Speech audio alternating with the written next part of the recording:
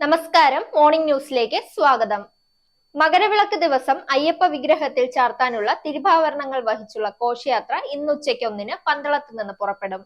പരമ്പരാഗത പാതയിലൂടെ 15-ന് വൈകിട്ട് സന്നിധാനത്തെത്തും.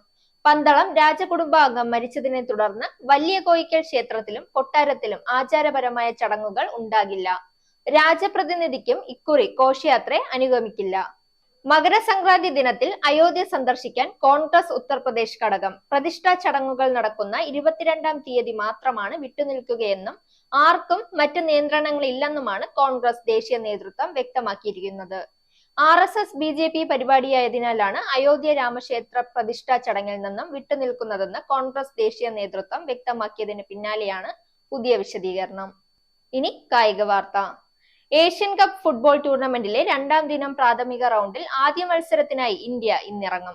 കരുത്തരായ ഓസ്ട്രേലിയയാണ് എതിരാളികൾ. റാങ്കിങ്ങിൽ ഏറെ മുന്നിലുള്ള ഓസ്ട്രേലിയയുമായി പോരാട്ടത്തിനിറങ്ങുമ്പോൾ ഇന്ത്യക്ക് ഈ മത്സരം അത്ര എളുപ്പമാവില്ല. കഴിഞ്ഞ തവണ ഏഷ്യൻ കപ്പിന്റെ ആദ്യ റൗണ്ട് കടക്കാൻ കഴിയാതെ നിരാശയായ ഇന്ത്യക്ക് മടങ്ങേണ്ടി വന്നിരുന്നു. വാർത്തകൾ അവസാനിക്കുന്നു. നേരിന്റെ വാർത്തകൾ നിങ്ങളുടെ വിരൽത്തുമ്പിലെത്താനായി സാക് ന്യൂസ് ചാനൽ സബ്സ്ക്രൈബ് ചെയ്തും ഷെയർ ചെയ്തും ഒരു ശരിയായ മാധ്യമ നിലപാടിനൊപ്പം നിൽക്കാൻ ഞങ്ങൾ നിങ്ങളെ ക്ഷണിക്കുന്നു.